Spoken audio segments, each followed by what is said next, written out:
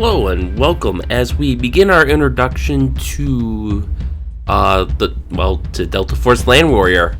Now that we finished Delta Force 1 and 2, we can move on to the next title in the series, and I think this one's going to be more story focused with longer campaigns. I know there's characters in it with their own backstories, so to that end, we'll be reading through the manual because there's a bit of information in there. So, Headquarters, Department of the Army, Field Manual, number 365-7-24, Delta Force Land Warrior Field Manual. Destruction Notice, destroyed by any method that will prevent disclosure of contents or reconstruction of the document. Special Forces Creed. I am an American Special Forces soldier, a professional. I will do all that my nation requires me. I am a volunteer, knowing well the hazards of my profession. I serve with the memory of those who have gone before me.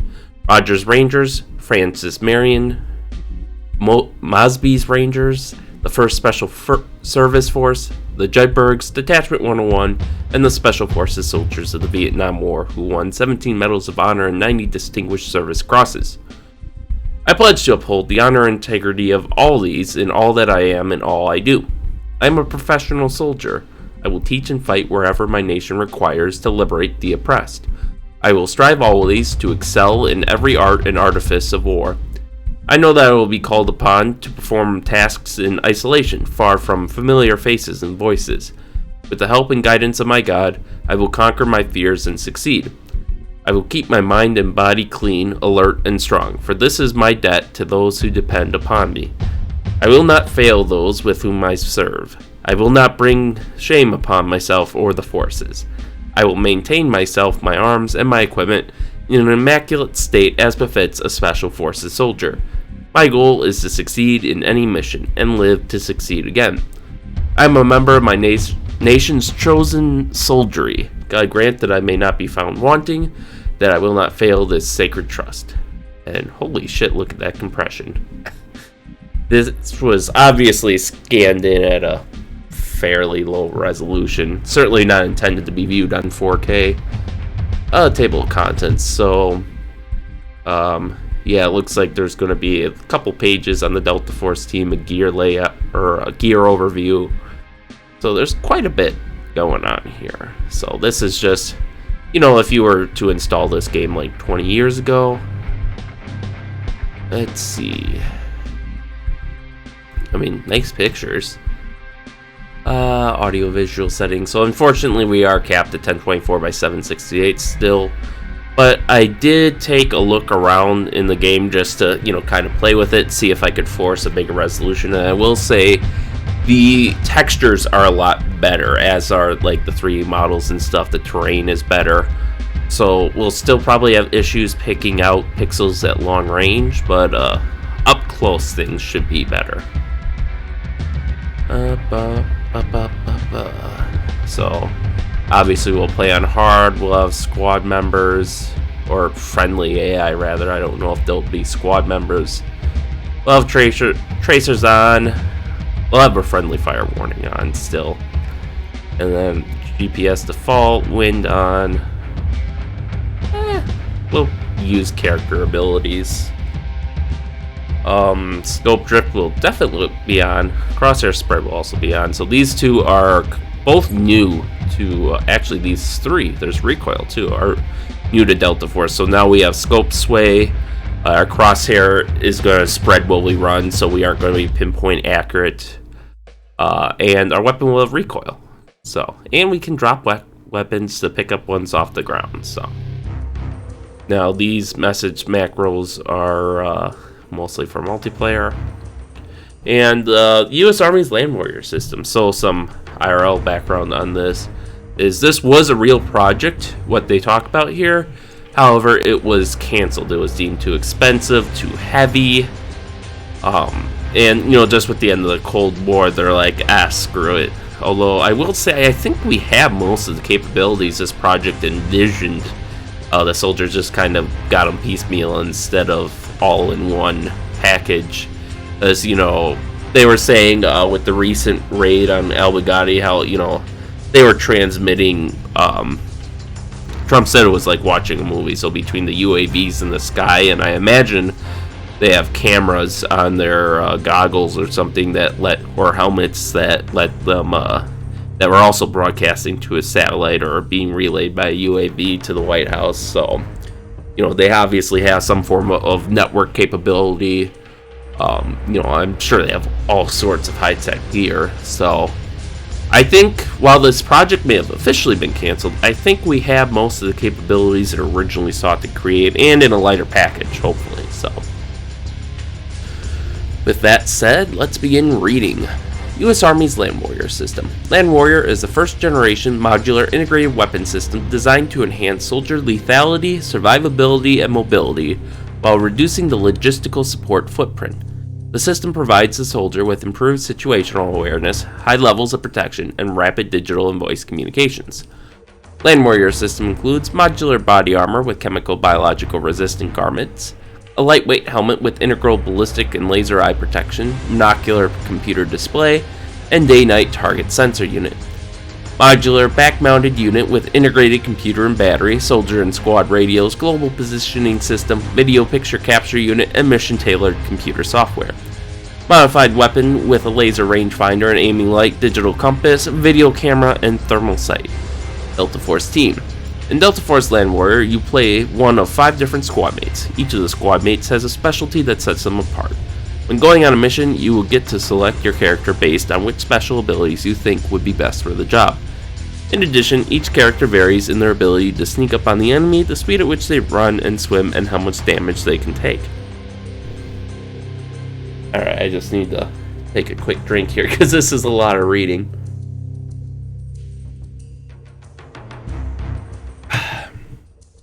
So, now we have the character bios, and it also gives us, I don't know what preferred weapons means necessarily, like if they'll reflect in-game with increased accuracy and reduced recoil or what, but... Alright, our first character is Gas Can. Name, Sergeant Cole Harris. Military Occupational Specialty, MOS, Demolitions Grenadier. Age 32, height 5'10", weight 195 pounds. Hair, blonde, balding, eyes blue-gray, birthplace Tyler, Texas. Distinguishing marks. Old third-degree burns on arms and chest, missing left index finger, tattoo of fiery devil on right arm. Quote, if he had just a few of these charges, Washington could have ended the Revolutionary War 3 years earlier.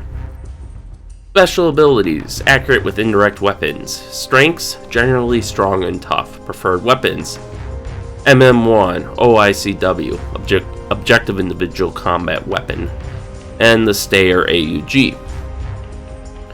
With a southern drawl and a blue-collar worker mentality, this stocky soldier is one of the best field demolition experts in Special Forces. Before entering the military, Harris worked for a leading Texan fertilizer exporter. Experiments in his off time led to his intense interest in explosives. Harris began his military career undergoing OSUT, One Station Unit training, at Fort Leonard Wood, Missouri. There, he exhibited a natural talent for indirect fire weapons, easily earning his Grenadier Expert badge after a rigorous battery of tests. He was promoted to Private First Class after only 6 weeks of basic training. After Phase 1 was complete, he moved on to the advanced training phase where he learned the fundamentals of combat engineering with emphasis on demolitions. Harris finished at the top of the class, catching the eye of Delta Force recruiters. After accepting their offer to undergo special operations training, he was immediately awarded the rank of corporal and was ordered to Fort Benning for airborne school. I'm just going to interject here and note that I believe it is a requirement to be airborne certified if you want to be in the Special Forces. So, after receiving his jump wings and sergeant stripes, Gascan received orders to undergo advanced demolitions training (ADT) at the John F. Kennedy Special Warfare Center in Fort Bragg, North Carolina. Here, he expanded upon the fundamentals he had learned, but with a focus on small unit tactics. Gascan finished in the top 3 percentile of his class and moved on to regular duty with Delta Force. Some soldiers have a hard time dealing with Harris's excessively belligerent attitude, but no one ever disputes him on facts about explosives. With one look at a building, Harris can tell you 20 different ways of bringing it down. If he says he can have a specialized satchel pack armed and placed in 15 minutes, You better get ready to set your clock at 14 minutes and 59 seconds. Alright, our next character is Mako. Name, Chief Warrant Officer 2, Erica Swift. Did they? Okay, so they didn't separate that before. Military occupational specialty, underwater demolitions. Age 25, height 5'8", weight 125 pounds, hair blonde, eyes green, quote, sharks fear me. Special abilities is team medic, but only in multiplayer games. Strengths, best swimmer, speed, maneuverability, and holding breath. Preferred weapons, objective individual combat weapon, underwater weapons, and pistols. Born to an American embassy worker in the south of France, Erica's childhood was filled with adventure. By age 10, she was fluently speaking 5 different languages and meeting some of the most powerful European leaders. When she was 15, her father retired and moved the family to Southern California. Extremely intelligent and worldly, Erica quickly became bored with average teenage activities. Adrenaline sports such as big wave surfing, extreme mountain biking, and deep sea shipwreck diving became her passions. Upon graduation from college with a degree in chemistry, Erica put her intelligence to work at a major pharmaceutical company. During a diving vacation in the Caymans, Erica met a retired Navy SEAL who inspired her with his tales of military adventure. Upon returning to the States, she immediately quit her job and joined the military.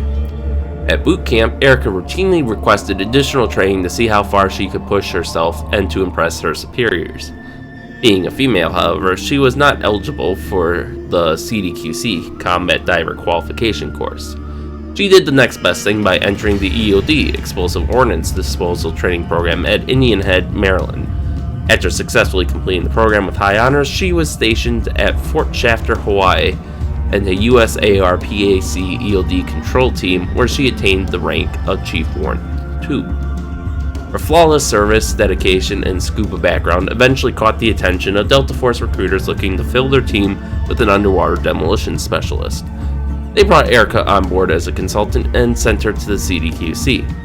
Her remarkable proficiency under pressure quickly got her a field position on one of the best 5-man squads. In her time off, she can be found surfing the world's biggest waves on the north shore of Hawaii. Medic skill. When a teammate is shot, the medic will have a limited amount of time to get to him and administer aid to prevent his death. When in short range, the medic should be able to select her medic pack with the 9 key and use the fire button to bandage up the player. Down players always have the option of instantly dying and respawning by pressing the spacebar. So just a note on this is, I believe at the time this game came out, most combat roles were still off limits to women. I don't think that really changed until the Obama era, when his administration formally opened all combat roles to women. But even today, as of when this video was made, there are very few women who have even managed to advance to Ranger School. So, just putting that out there, for, historical notice, I guess. Now, don't get me wrong, I don't have problems with women in video games or anything, but, kind of odd that for a series that prides itself on, being realistic and all, well, now we have 2 females in the squad, so. But, there's nothing wrong with that. So, in any case, let's continue. Pitbull. Name, First Lieutenant Rydell Wilson. Military occupational specialty, heavy gunner. Age 31, height 6'5", weight 270 pounds. Hair black, shaved, eyes deep brown. Birthplace Bronx, New York. Distinguishing marks, scar and eyebrow, very muscular. Quote, these targets are down for the count. Bring on some more. Special abilities, steady with heavy weapons, minimizes recoil. Strengths, can withstand more damage than others. Preferred weapons, M249 squad automatic weapon, FN Mag, H&K G11, Steyr AEG, and an AK-47. Born in the Bronx, New York, Rydell is easily the toughest member of the Delta Force team. Rydell grew up with his mother and sisters in a 1-bedroom apartment located above a boxing gym. It was there that he spent most of his time learning from local boxers and trainers. By the age of 18, Rydell was 6'4" and 290 pounds of pure muscle. He often could not find anyone who would agree to spar with him. At age 19, Rydell became a Golden Gloves heavyweight contender. Even though Rydell had a future as a pro fighter, he felt that he could make more of a contribution to society by joining the military. Rydell started his military career in the enlisted ranks, earning his E6 Staff Sergeant stripes before the age of 28. As a non-commissioned officer, he had no equal physically or with the rifle.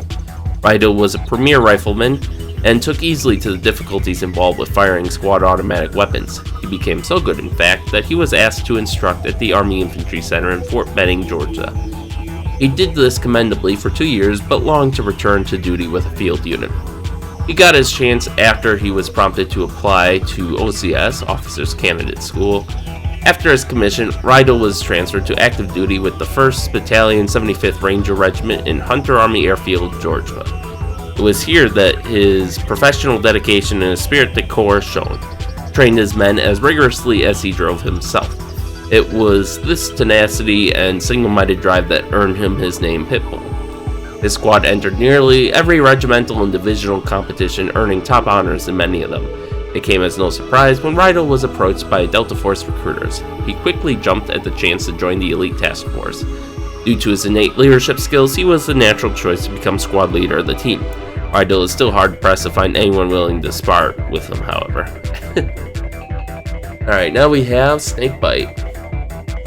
Name, Sergeant Gen Tanaka. Specialty, close quarters battle and covert operations. Age, 28. Height, 5'5". Weight, 115 pounds. Hair, black. Eyes, brown. Birthplace, San Francisco, California. Distinguishing marks, snake tattoo on right arm. Quote, yes, I've got the package, but I'm going back in. I think one of the targets is still breathing. Special abilities, extended reach with knife. Strengths, fast runner. Preferred weapons, pistols, submachine guns, handcore jackhammer.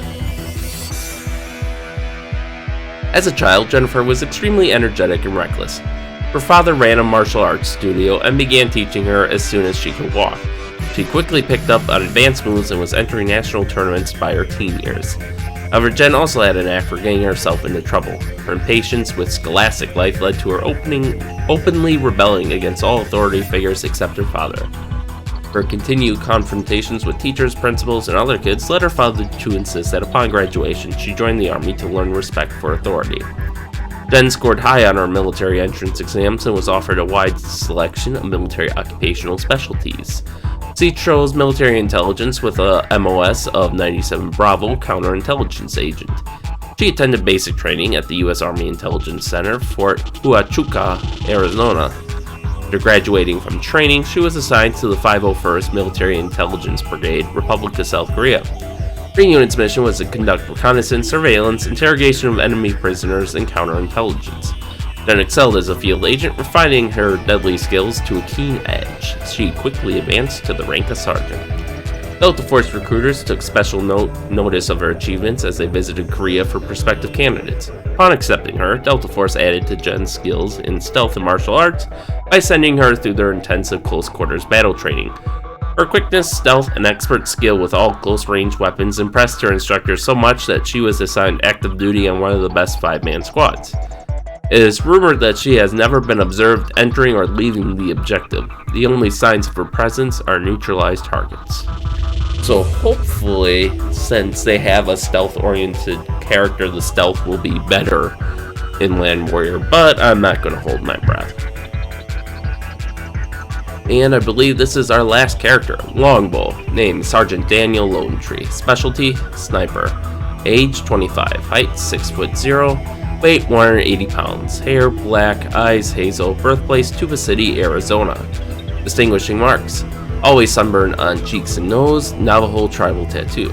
Quote, you don't have to get out of my way. My 50 cal will connect with the target whether you're standing there or not. Special abilities, steady with scope, strengths, fast crawl, preferred weapons, all sniper rifles. Having been abandoned by his mother and father as a child, Lonetree quickly learned to fend for himself. Although his grandparents were there to raise him, he grew distant from most other people. Larger kids often avoided starting fights with him due to the intense look he would get on his face. During his teen years, he became fascinated with his grandfather, who was a Navajo code talker during World War II. It became obvious that he wanted to follow in those footsteps and join the military straight out of high school. He enlisted in the Army for Military Occupational Specialty Infantry 11 Bravo. During weapons qualification training, he displayed a natural ability for handling all types of weapons. His particular expertise was shown during rifle qualification, where he scored a perfect 100% hit on all targets at all ranges. After graduating basic, advanced, individual, and airborne training at Fort Benning, Georgia, Lone Tree was assigned to Fort Bragg, North Carolina, with the 82nd Airborne Division. Here, he honed his field skills as an airborne infantryman, then quickly worked his way up from an infantry platoon to joining the elite long-range reconnaissance company. Rising to the rank of sergeant, he became keenly interested in joining Special Forces. He applied and was accepted for Special Forces qualification course at the John F. Kennedy Special Warfare Center, Fort Bragg. Here, he was selected for training as a Special Forces Weapons Sergeant MOS of 18 Bravo. His dedication and finely tuned field skills led him to being selected as Distinguished Honor Graduate of his course. He was assigned to a Special Forces Operational Detachment Alpha in the 10th Special Forces Group, Fort Carson, Colorado. I believe that's the Green Berets, but I'm not 100% sure on that. Due to his natural skills and expert marksmanship, he was selected for training at the Special Operations Target Interdiction Course, SOTIC, the sniper school for Special Forces. He distinguished himself during Stabilization Force, SFOR, in Bosnia-Herzegovina, conducting counter-sniper missions. Because of this, Delta Force recruiters took notice of his abilities and approached him about joining their ranks. Lone Tree is determined and ready for almost any challenge. This professional sniper doesn't like to make small talk during missions. There is no more serious job than his. Even hardcore soldiers are impressed at how stoic this sniper can be while under heavy fire. Alright, so then we can move on to gear.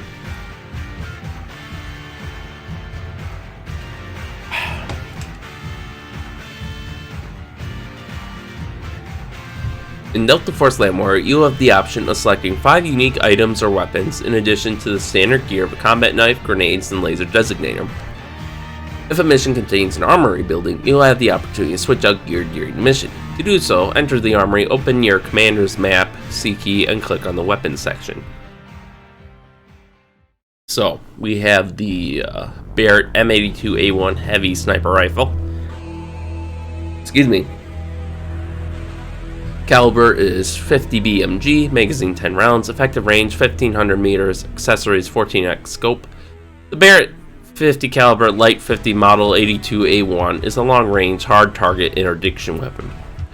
M40 lights. How is that a light sniper rifle? I don't know. Some of this, like, this is just anti-material rifle. I don't know why they. Yeah, they have weird classifications. M40 sniper rifle, caliber 7.62 NATO, magazine 5 rounds, effect range 800 meters, accessories 10x scope. Based on the Remington Model 700, this bolt-action rifle is optimized for pinpoint accuracy. Eckler & Koch PSG-1 sniper rifle, caliber 7.62 NATO, magazine 20 rounds, effective range 300 meters, accessories 4x scope. This light rifle is highly accurate, though its range and penetration is compromised by the built-in silencer and subsonic ammunition. Oh, we have a note here. Bullets are able to penetrate objects of varying density. In Delta Force Land Warrior, larger caliber weapons will have better bullet penetration. Hiding in a tent won't necessarily protect you. The M249 SAW Squad Automatic Weapon, caliber 5.56 NATO, magazine 200 round box, effective range 500 meters. This handheld light support machine gun delivers a massive amount of firepower to support infantry squad operations. The FM Mag medium machine gun, because it is most certainly not a light machine gun. Caliber 7.62 NATO, magazine 200 round belt, effective range 500 meters. This light support machine gun is more lethal and has greater penetration than the SAW, however it tends to be less accurate. Assault rifles, M4 Master Key, caliber 5.56 NATO, and 12 gauge 70mm cartridges, magazine 30 rounds or 7 shells. Effective range 500 meters for the rifle, 10 meters for the shotgun. Fire mode, semi 3 round burst and shotgun. Lightweight and accurate, the M4 is used for close quarters battles, just like its larger cousin, the M16. The Master Key incorporates a highly modified Remington M870 shotgun attached under the barrel of the rifle. Heckler & Koch G11 Assault Rifle, caliber 4.73mm caseless ammunition. Magazine 45 rounds, effective range 300 meters, firing mode semi 3-round burst, and full auto. This extremely light assault rifle is relatively quiet and has little recoil due to its lack of extractors or spent casings. And I believe this rifle was really only a prototype and never saw much widespread use, because at least with their initial version of the caseless ammo, they had problems with the gun getting hot and then cooking off all the ammo, so it would just continuously fire until empty at a certain point. Steyr AUG assault rifle with grenade launcher, caliber 5.56 NATO, 40mm grenades, magazine 42 rounds or 1 grenade, effective range 800 meters for the rifle, 400 meters for the grenade. Firing mode semi-automatic, full automatic, and grenade. With excellent accuracy, ambidextrous ergonomic design, and an integrated grenade launcher, the AUG Army Universal Gewehr is a first-rate assault rifle. AK-47 assault rifle. Caliber 7.62 Russian. Magazine 30 rounds. Effective range 400 meters. Firing mode semi-automatic, 3-round burst, and full auto. Built sturdy and simple to operate, the AK-47 is a preferred weapon of many former Warsaw Pact armies. Alliant Tech Systems Objective Individual Combat Weapon, caliber 5.56 NATO or 20mm grenades. Magazine 30-round box or a 6-round box. Effective range 600 meters for the rifle, 300 meters for the grenade. Firing mode semi-automatic, 3-round burst, and grenade. Although heavier than most other assault rifles, the OICW is highly accurate, sturdy, and lethal. The ideal weapon for the Land Warrior program.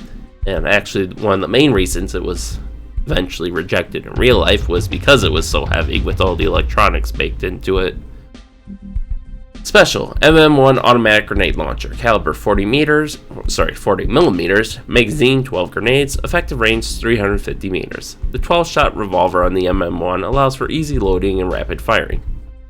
Pancord jackhammer automatic combat shotgun, caliber 12 gauge, magazine 10-round cassette, effective range 20 meters, firing modes semi-automatic and full auto. Preloaded rotating cylinder gives the jackhammer its relatively high rate of fire for a shotgun. I also want to point out that in the original plans for this weapon in real life, the magazine here was designed to be easily converted over into anti-personnel mine that a soldier could lay down. So that's kind of a interesting ability to have for a shotgun. UAW underwater rifle, caliber 150mm long dart, magazine 30 drag stabilized darts, effective range 100 meters in air, 30 meters underwater. Fire mode semi-automatic and full auto, intended to be used for underwater combat. The UAW quietly fired specially designed 150mm long darts, which are capable of penetrating wetsuits and face masks at range. Now I believe this is a Russian weapon actually. Secondary weapons, submachine guns, Heckler & Koch MP5 SD, caliber 9mm, magazine 30-round box, effective range 150 meters, firing mode semi-automatic 3-round burst and full auto. Built with the special H&K roller locked bolt system, this silent submachine gun is capable of single-shot, controlled burst, and full automatic firing. Heckler & Koch UMP, caliber 45 ACP, magazine 25-round box magazine. Effective range 200 meters, firing mode semi-automatic 3-round burst and full auto. The UMP is considered more reliable than the MP5 with its better range and stopping power. Helical submachine gun, caliber 9mm Parabellum. Magazine 100-round helical magazine. Effective range 100 meters, firing modes semi-automatic 3-round burst and full auto. The Helical's relatively low accuracy is made up for by its high magazine capacity. Pistols, Heckler & Koch 45 SOCOM, caliber 45 ACP, magazine 12 rounds, effective range 150 meters. Made from a polymer plastic, the 45 employs a mechanical recoil reduction system and the signature Heckler & Koch polygonal barrel for increased accuracy. Clearing Cope 45 SOCOM SD, caliber 45 ACP, magazine 12 rounds, effective range 150 meters. The added silencer allows for virtually silent takedowns. However, it will also decrease muzzle velocity and slightly degrade the stopping power of the weapon. Glock 18 submachine pistol, caliber 9mm parabellum, magazine 33 rounds. Effective range 100 meters, firing mode semi-automatic and full auto. The Glock 18 is extremely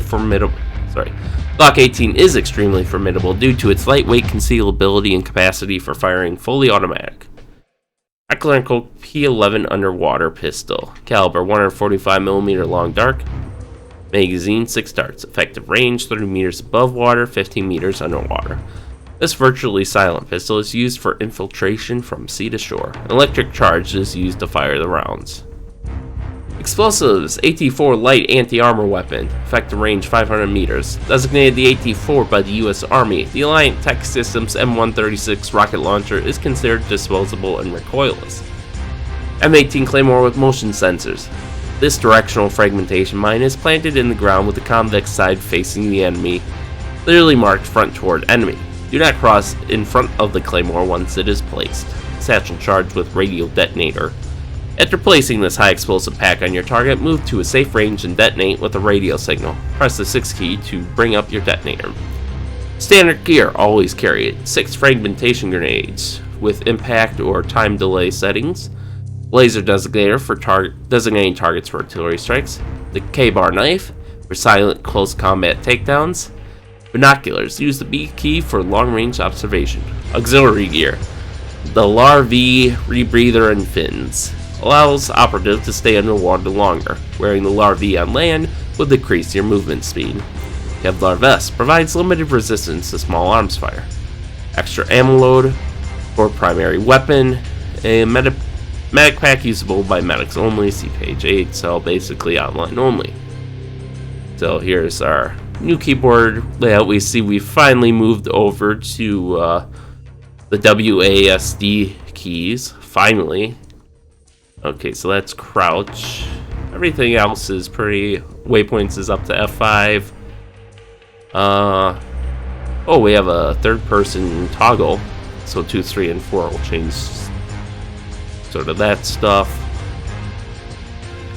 We have the night vision toggle still, so that's good. We can adjust our scope 0.